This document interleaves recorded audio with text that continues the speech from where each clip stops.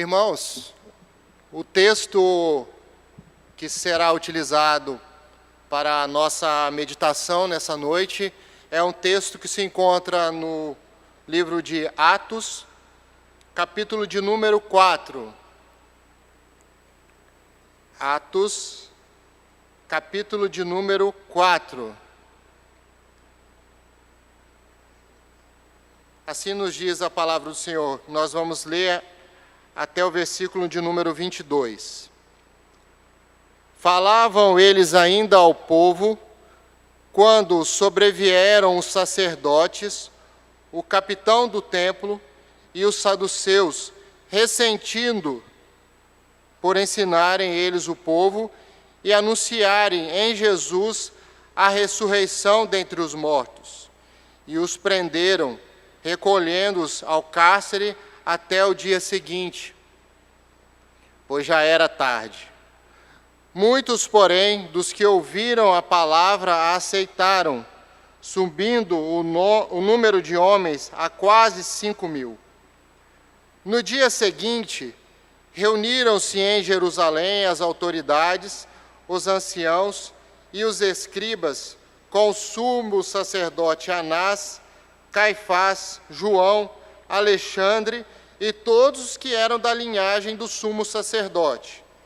E pondo-os perante eles, os arguíram: com que poder, ou em nome de quem fizeste isso? Então, Pedro, cheio do Espírito Santo, lhes disse: autoridades do povo e anciãos, visto que hoje somos interrogados a propósito do benefício feito a um homem enfermo e do modo por que foi curado, tomai conhecimento, vós todos e todo o povo de Israel, de que em nome de Jesus Cristo, o Nazareno, a quem vós crucificastes e a quem Deus ressuscitou dentre os mortos, sim, em seu nome é que este está curado perante vós. Esse Jesus é pedra rejeitada por vós, os construtores, a qual se tornou a pedra angular.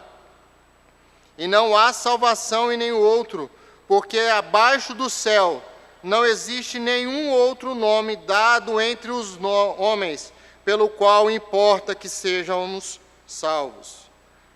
Ao verem a intrepidez de Pedro e João, sabendo que eram homens iletrados e incultos, admiraram-se e reconheceram que haviam eles estado com Jesus. Vendo com eles o homem que fora curado, não tinham o que dizer em contrário, e mandando-o sair do sinédrio, consultavam entre si, dizendo: que faremos com esses homens? Pois, na verdade, é manifesto a todos os habitantes de Jerusalém que um sinal notório foi feito por eles, e não o podemos negar. Mas, para que não haja maior divulgação entre o povo, ameacemo-los, para não mais falarem nesse nome a quem quer que seja. Chamando-os, ordenaram-lhes que absolutamente não falassem, nem ensinassem o nome de Jesus. Mas Pedro e João lhes responderam: julgai se é justo diante de Deus ouvir-vos antes a vós outros do que a Deus, pois nós não podemos deixar de falar das coisas que vimos e ouvimos. Depois, ameaçando-os mais ainda, os soltaram, não tendo achado como os castigar por causa do povo, porque todos glorificavam a Deus pelo que acontecera. Ora, tinha mais de 40 anos aquele em que se operara essa cura milagrosa. Irmãos, nessa noite pretendemos, examinando esse texto de Atos, capítulo de número 4, tratar da seguinte temática: influenciados, governados por Jesus. Influenciados / governados por Jesus. E um versículo que inicialmente se destacou na leitura que fiz deste texto é o versículo de número 13, que nos diz que, ao verem a intrepidez de Pedro e João, sabendo que eram homens iletrados e incultos, admiraram-se, e essa parte, e reconheceram que haviam eles estado com Jesus. E esse versículo, ele me trouxe para uma reflexão inicial de quanto nós somos influenciados pelo convívio que temos com as pessoas, com amigos, com parentes, com pessoas no trabalho, o patrão, o funcionário, o colega de serviço. E também o quanto nós somos influenciados por Cristo. Esta passagem, nós vemos o destaque daqueles religiosos que estavam tramando contra os apóstolos, da mesma forma como tinham tramado contra Jesus, eles reconhecendo que Pedro e João haviam estado com Jesus e teriam recebido dele algum tipo de influência, que teria havido alguma modificação na existência deles por causa da presença, do contato, dos cuidados de Jesus na vida deles. Os fatos que estão narrados aqui, eles acontecem após um evento no qual Pedro e João se dirigiam à igreja, ao templo, para a oração das 15h, e tinha essa pessoa, um coxo, um paralítico à porta da igreja, pedindo ajuda, pedindo algum tipo de contribuição.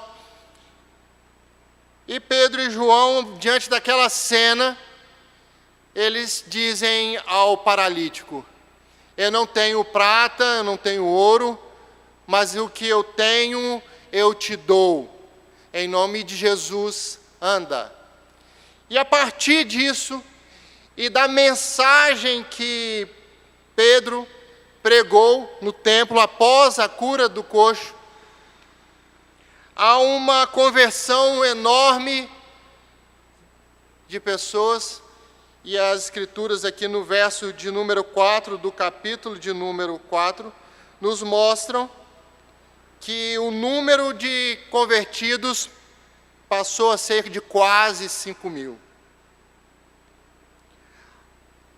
E ainda quando falavam no templo, ainda diante daquelas pessoas que estavam tendo aquela maravilhosa oportunidade de ouvir a respeito de Jesus, vêm aqueles religiosos da época, conforme nós vemos no versículo de número 1, e efetuam a prisão dos apóstolos.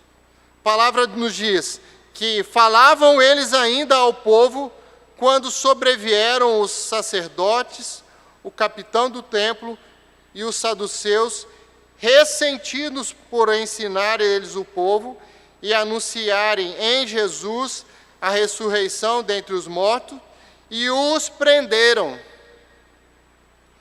Vemos então o início de uma perseguição e de uma série de atos que vem a pressionar esses apóstolos para que não continuassem a evangelização, as missões, o cumprimento do ID do Senhor que lhes fora outorgado, e agora eles estão sob sério risco de vida. Nós vemos, primeiramente, a prisão. Essa prisão que se deu já no final da tarde, razão pela qual eles permaneceram presos durante aquela noite e no dia seguinte foram interrogados. Então temos o primeiro fato, a prisão. Uma segunda forma de pressionar, um interrogatório público, nos moldes que Jesus havia sido submetido. Nós tivemos a menção de ameaças para que eles não continuassem a pregação de Jesus. Nós vimos a resposta de Pedro e João de que não acatariam aquela determinação de não pregarem o nome de Jesus. Surgem novas ameaças e, enfim, eles são soltos por causa do medo que eles estavam, os membros, 71 membros do Sinédrio estavam do povo, porque o povo estava feliz, glorificavam a Deus por conta do milagre que havia acontecido com aquele coxo de muitos anos, conhecido por toda a cidade de Jerusalém. Nós vemos aqui, além de toda essa pressão ali própria de um julgamento, nós vemos uma demonstração de uma tentativa de ridicularizar os apóstolos, uma tentativa de reprovação social, quando eles colocam o apóstolo Pedro e o apóstolo João no Sinédrio, dentro do Sinédrio, para um interrogatório coletivo. E nós estamos diante de várias tentativas de mover os apóstolos daquele objetivo para o qual eles estavam exercendo o seu ministério, que era levar a mensagem do Cristo. E esta ridicularização, ela pode ser muito bem visualizada na pergunta que é feita aos apóstolos, quando se faz a indagação a eles, de em nome de quem eles estavam praticando aqueles milagres, em nome de quem eles estavam curando, em nome de quem eles estavam pregando, ensinando ao povo.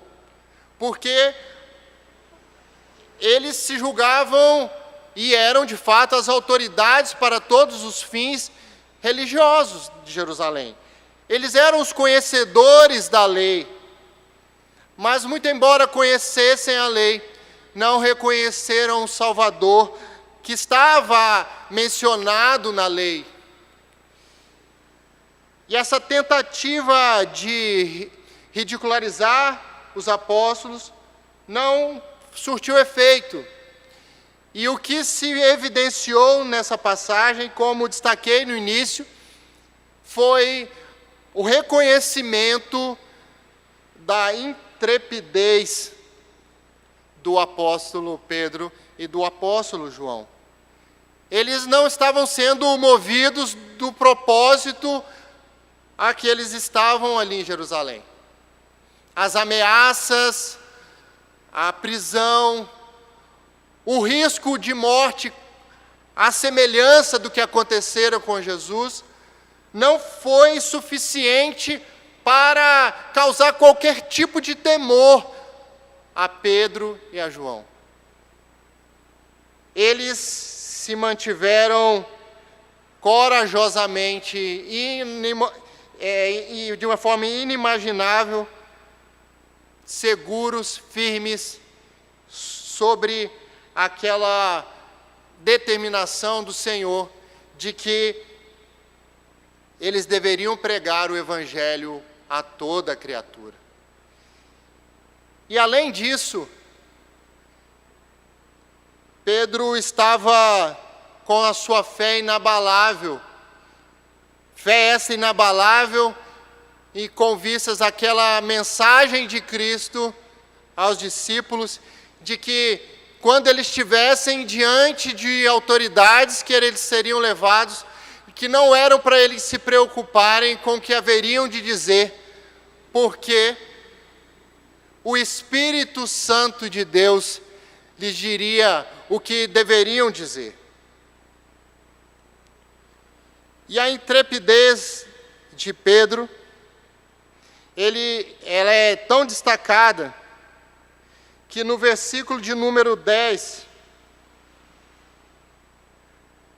ele, ao responder a pergunta dos seus interrogadores, ele diz: tomai conhecimento vós todos e todo o povo de Israel, de que em nome de Jesus Cristo, o Nazareno, quem vós crucificastes, e a quem Deus ressuscitou dentre os mortos, sim, em seu nome é que este está curado perante vós. Vemos que Pedro está tão seguro que ele anuncia que esta resposta deveria ser de conhecimento não só daqueles membros do Sinédrio, como todos os demais presentes, e além disso, a todo o povo de Jerusalém. Todo o povo deveria tomar ciência, todo o povo de Israel deveria tomar ciência de que é em nome de Jesus que tais fatos aconteceram. Tomai conhecimento, vós todos. Se vocês acham, em outras palavras, que vocês estão me atemorizando, eu vou anunciar uma mensagem que é para conhecimento de vocês, de todos que estão aqui presentes e de todo o povo de Israel. É em nome de Jesus que esses fatos aconteceram. Foi Jesus o autor desta cura. E além disto, a intrepidez de Pedro vai além. Ele não somente diz que é em nome de Jesus que tais fatos aconteceram, mas ele coloca aqueles que os acusavam, que estavam responsáveis pelo julgamento, ele inverte a situação e os coloca no banco dos réus com a acusação de uma morte injusta ao Rei dos Reis, a quem eles haviam crucificado. A intrepidez de Pedro é destacada pelos próprios membros do Sinédrio. Paulo, da mesma forma que Pedro, não é influenciável pelas tentativas de reprovação social, de ameaças, de qualquer tipo de mecanismo para influenciá-lo no cumprimento de sua missão, da sua comissão dada por Deus de evangelizar, de levar a palavra a toda a criatura. Paulo, ele nos diz na sua palavra que ele não se envergonha do Evangelho. Ele não se envergonha do Evangelho, pois ele é poder de Deus para salvar a todo aquele que nele crê. E nós vemos, a partir de tudo isso que está sendo evidenciado no texto, na passagem, que Pedro está nesse mesmo propósito. Não importava o olhar de reprovação, não importava as tentativas de ameaça, ele estaria firme no cumprimento do seu dever. E o que é importante se destacar é que a intrepidez de Pedro e de João só pode ser reconhecida se nós estivermos vinculando essa intrepidez à verdade do Evangelho, à verdade que eles apontam em resposta à pergunta do interrogatório. Não há que se falar em uma intrepidez se não tivesse o apóstolo dito o que disse. Ele reconhece Jesus como Senhor, reconhece a ressurreição de Cristo, tudo isto que era considerado abominável pelos religiosos. Os religiosos não aceitavam essas doutrinas trazidas pelos apóstolos. Essas doutrinas verdadeiras, obras da revelação do próprio Senhor Jesus, elas que nos permite concluir que era de fato de uma intrepidez grande a mensagem de Pedro e de João, porque não estamos diante de uma simples erudição na fala, mas uma demonstração de que eles não seriam afetados por qualquer elemento externo na divulgação de sua mensagem. E a pergunta que nós precisamos de fazer é se isso tem acontecido com as nossas vidas. De fato, nós temos sido persuadidos pelo mundo, pelas tentativas de nos calar, ou nós estamos firmados em Cristo, confiantes nele e cumpridores efetivos dos propósitos que ele nos comissionou. Sproul, em uma de suas obras, ele faz uma observação muito interessante a respeito desta necessidade de termos uma mensagem individual, uma mensagem da igreja condizente com a verdade revelada pelo Senhor nas Escrituras. Me permitam a leitura. Martinho Lutero uma vez observou que onde quer que o Evangelho fosse pregado, em sua pureza, engendraria conflito e controvérsia. Vivemos numa era que abomina a controvérsia e somos inclinados a evitar o conflito. Quão diferente é essa atmosfera da qual marcou o trabalho dos profetas do Antigo Testamento e dos apóstolos no Novo Testamento. Os profetas estavam imersos no conflito e na controvérsia, precisamente porque não ajustavam a palavra de Deus às demandas da nação ligada ao sincretismo. Os apóstolos estavam continuamente engajados no conflito. Por mais que Paulo buscasse viver em paz com todos os homens, encontrava raros momentos de paz e pequenas pausas da controvérsia. O fato de que gozamos de uma relativa proteção contra ataques violentos pode indicar um amadurecimento da civilização moderna com relação à tolerância religiosa.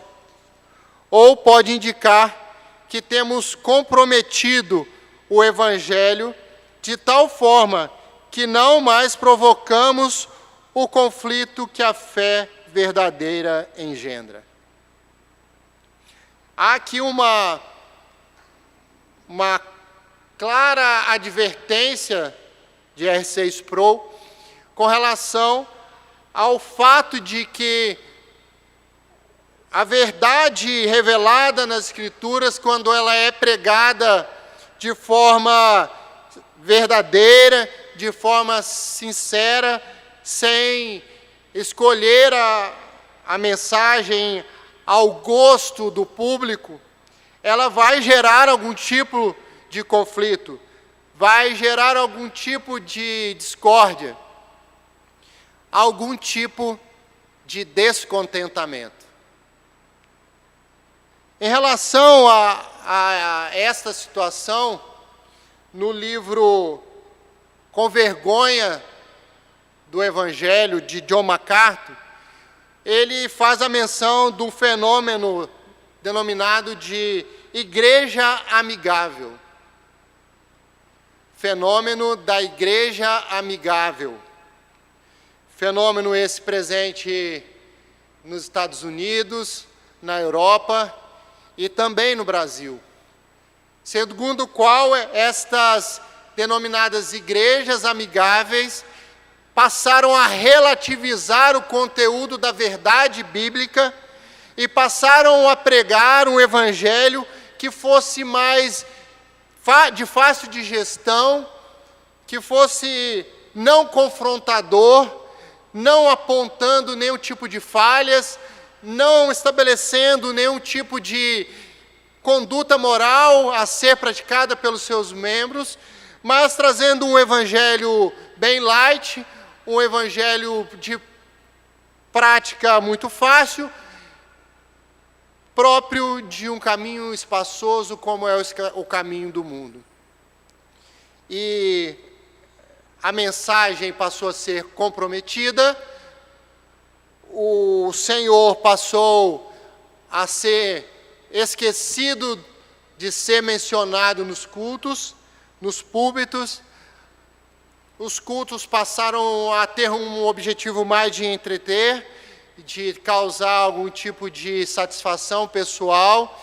As mensagens até podem ser com base na Bíblia, mas que sejam mensagens que preguem o amor, que tragam um pouco de satisfação, de encorajamento como autoajuda, mas distanciando-se das palavras do Senhor, que são muitas vezes de arrependimento, de chamada à ordem, de busca de um evangelho em que a doutrina tem que ser aprofundada ao lado de uma piedade cristã. E, com tudo isso, vemos também o surgimento de estratégias, de pesquisas, para que a igreja pudesse trazer as mensagens que o público quisesse ouvir. O fator preponderante não é a vontade de Cristo para os membros, seria a vontade dos membros para com a igreja. O que prepondera, então, nessa chamada igreja amigável, é uma mensagem que atenda somente ao público, e não à necessidade real da vida daqueles que pertencem a uma igreja, como eu e você, que é de mudança de vida, de santificação, sem a qual ninguém verá o Senhor. A pergunta que precisa ser feita aqui, então, diante desse cenário moderno de uma igreja amigável, é se não seria esse sucesso da pregação de Pedro um fruto de uma estratégia de marketing bem-sucedida, ou de uma erudição, um estudo de oratória bem desenvolvido, ou até mesmo técnicas de neurolinguística que são implementadas para que os destinatários da fala, da pregação, do discurso de Pedro viessem a ser alcançados. Mas o versículo de número 8 nos mostra que nada disso serve de justificativa para o êxito do apóstolo Pedro e de João, apóstolo João, nem suas pregações em Jerusalém. O versículo de número 8 diz: então Pedro, cheio do Espírito Santo, disse. E ele começa toda a pregação com base nesse fato de estar cheio do Espírito Santo. O autor da mensagem que Pedro fizera antes de ser interrogado aqui e discorrer, e também aqui no Sinédrio, é o próprio Espírito Santo. Aqui nós vemos as digitais do próprio Espírito Santo na lavratura desse discurso que impactou o mundo e nos faz meditar nessa noite, pelo motivo pelo qual nós rogamos a Deus que, pelo seu Espírito, mova os nossos corações também. Nós vemos que aquela mensagem que fizemos menção no início, o de tema, influenciados ou governados por Cristo, não pode ser pensada como uma mera influência, como se fosse, pelo fato de terem os apóstolos convivido algum tempo com Jesus, os fizessem ter a disposição para enfrentar todas as dificuldades, todos os obstáculos por causa do nome do Senhor. Eles estavam aqui entre a cruz e a espada e optaram por abraçar a cruz de Cristo, não importando quais as consequências adviriam disso. Eles se mostraram não apenas somente influenciados por Cristo, eles se mostraram sim como se tivessem sido governados mesmo, presididos por Cristo, presididos pelo Espírito Santo de Cristo. Em Gálatas, capítulo de número 2, versículos 19 e 20, Gálatas, capítulo de número 2, Gálatas, capítulo de número 2, versículos 19 e 20.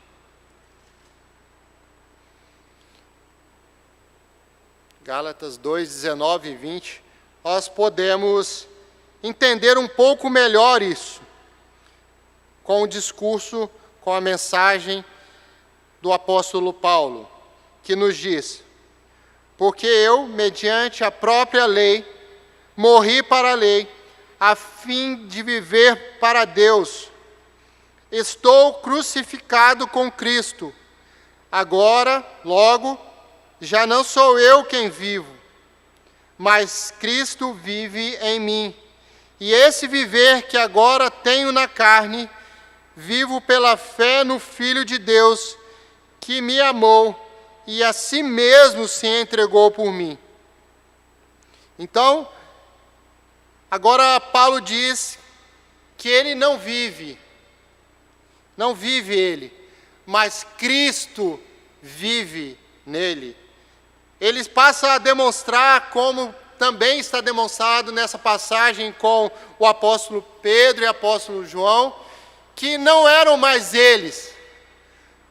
Pedro não era mais aquele homem covarde que havia negado ao Senhor por 3 vezes, quando perguntado por uma escrava se ele era daqueles que seguiam a Jesus. Aquele mesmo Pedro se coloca aqui diante das maiores autoridades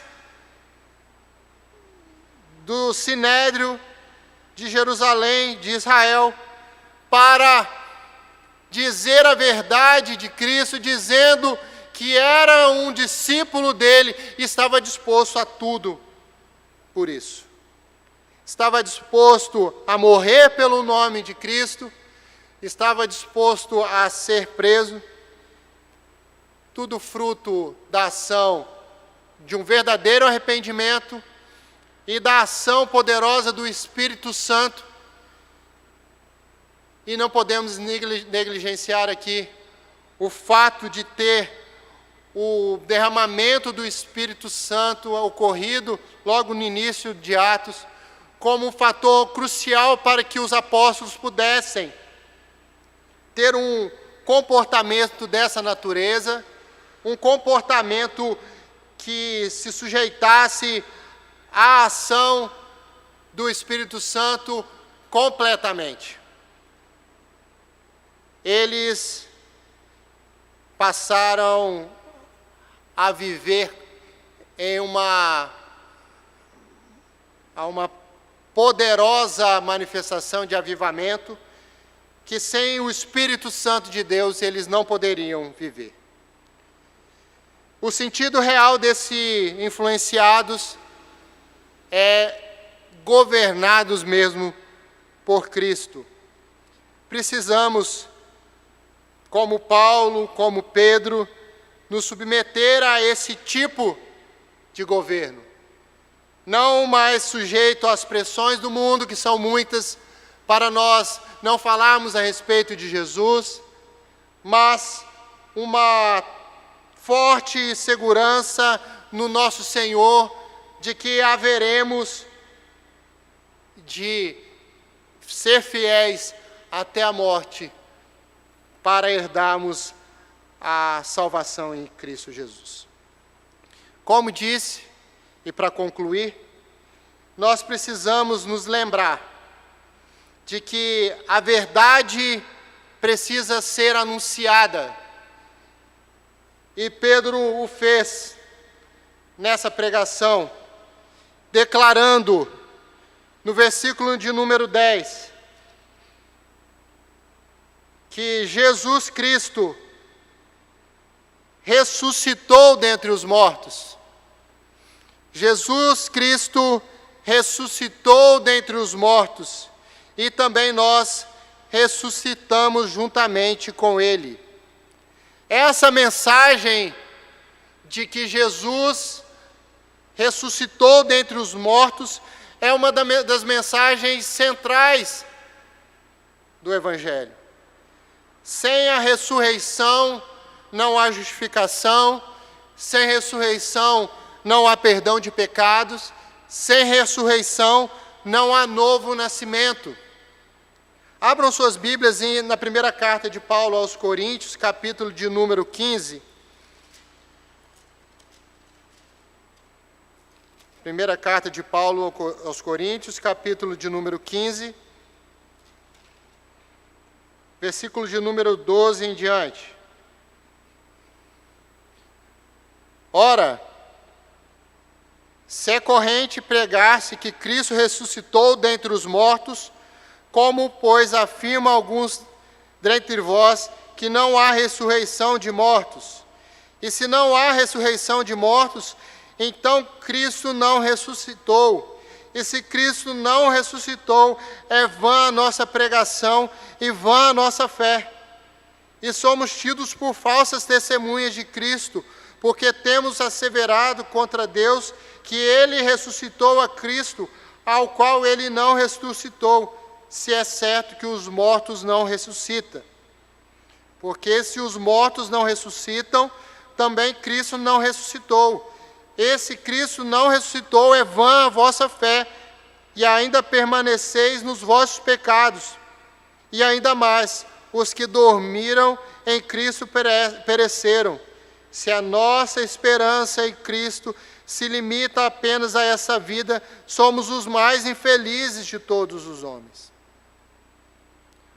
Aqui está uma importante mensagem, uma importante declaração que um filho de Cristo, que uma pessoa que é governada por Ele deve ter sempre nos lábios. Que Jesus ressuscitou dentre os mortos e que nós ressuscitamos juntamente com Ele para uma vida aqui na terra, em novidade de vida, e também seremos ressuscitados no dia final, com o corpo glorificado. A segunda mensagem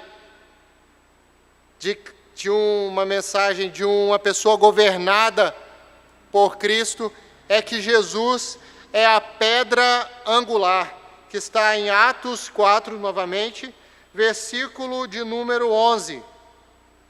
Este Jesus é pedra rejeitada por vós, os construtores, a qual se tornou a pedra angular. Esta mensagem está também em Efésios, capítulo de número 2, Efésios, capítulo de número 2, versículos 19 a 22. Efésios 2, de 19 a 22. Assim, já não sois estrangeiros e peregrinos, mas concidadãos dos santos, e sois da família de Deus, edificados sobre o fundamento dos apóstolos e profetas, sendo Ele mesmo, Cristo Jesus, a pedra angular. Aqui está a descrição de uma outra mensagem, de uma outra declaração que deve fazer parte da vida da igreja e daqueles que fazem parte do reino do Senhor. Que Jesus é a pedra angular, Ele é a pedra principal, é a pedra sobre qual o edifício, que é a igreja, que somos nós, ele é construído. E o texto nos diz que Cristo é a pedra principal, angular, e que esse edifício, ele está edificado sobre o fundamento dos apóstolos e profetas. O fundamento da igreja é a palavra do Senhor.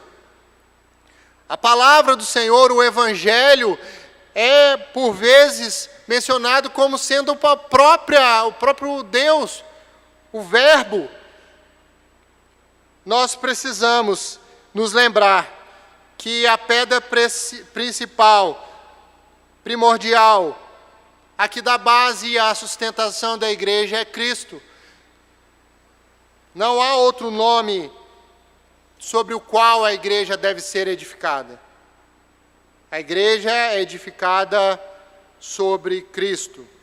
A terceira e última declaração que quero trazer aos irmãos é a de que Jesus é a única fonte de salvação.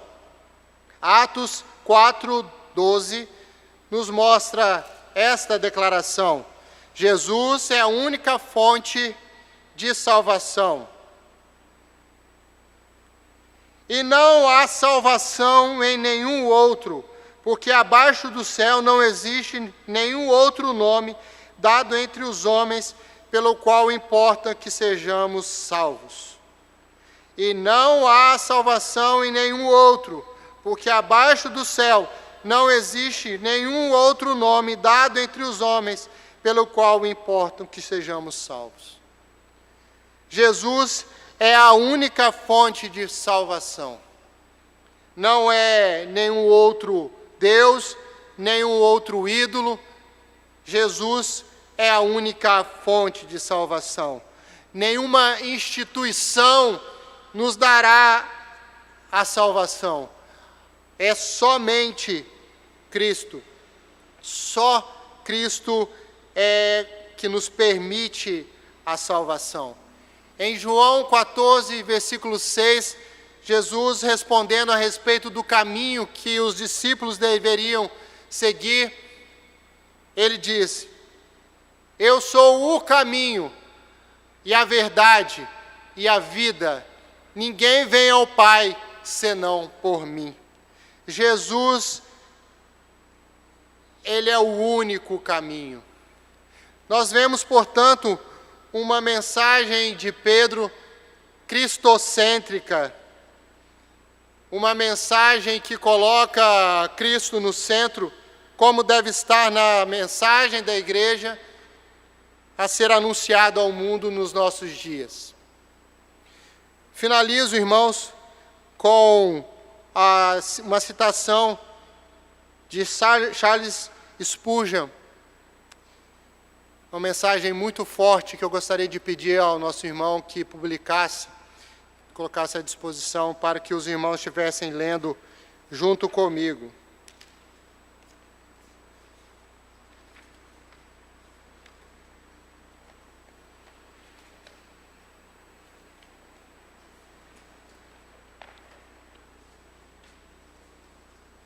Será que um homem que ama o seu Senhor estaria disposto a ver Jesus vestindo uma coroa de espinhos, enquanto ele mesmo almeja uma coroa de louros?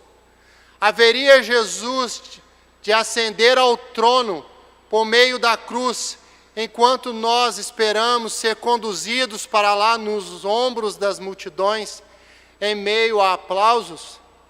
Não seja tão fútil em sua imaginação. Avalie o preço, e se você estiver disposto a carregar a cruz, não estiver disposto a carregar a cruz de Cristo, volte à sua fazenda ou ao seu negócio e tire deles o máximo que puder, mas permita-me sussurrar em seus ouvidos que aproveita ao homem ganhar o mundo inteiro e perder a sua alma? Oremos, irmãos, ao Senhor. Senhor Deus, nós acabamos de meditar na Tua Palavra, através da inspiração do Teu Santo Espírito, que o Senhor deu ao apóstolo Pedro, para discursar, e discurso esse que ilumina as nossas vidas, jorra luz sobre as nossas vidas, ó Pai, para que nós não venhamos a ser condescendentes com o mundo, venhamos a ser corajosos em Ti, intrépidos no Senhor pela ação do Teu Espírito Santo, outorgado às nossas vidas. Que o Teu Santo Espírito possa nos manter firmes, inabaláveis na Tua presença, nos dando toda a segurança que precisamos ter para enfrentar as reprovações do mundo, as ridicularizações pelas quais nós passamos, mas que pelo Senhor nós reconhecemos que nada se compara à opinião do Senhor sobre as nossas vidas. Que nós, nessa noite, possamos receber de Ti toda a segurança, toda a confiança, para de fato pregarmos o Evangelho puro, mesmo que enfrentemos todas as dificuldades que são naturais desse tipo de mensagem. Que o Senhor não deixe que sejamos igrejas amigáveis, igrejas que pensam agradar as pessoas mais do que ao Senhor. Que nós não venhamos ser transformados pelo mundo, mas como os membros da igreja primitiva, nós venhamos a ser aqueles que transformam, que transtornam o mundo com a mensagem do Evangelho. Nos dê uma noite protegidas pelo Senhor, uma semana abençoada por Ti, guarde-nos de todo mal, para a honra e glória do Senhor Jesus. Amém.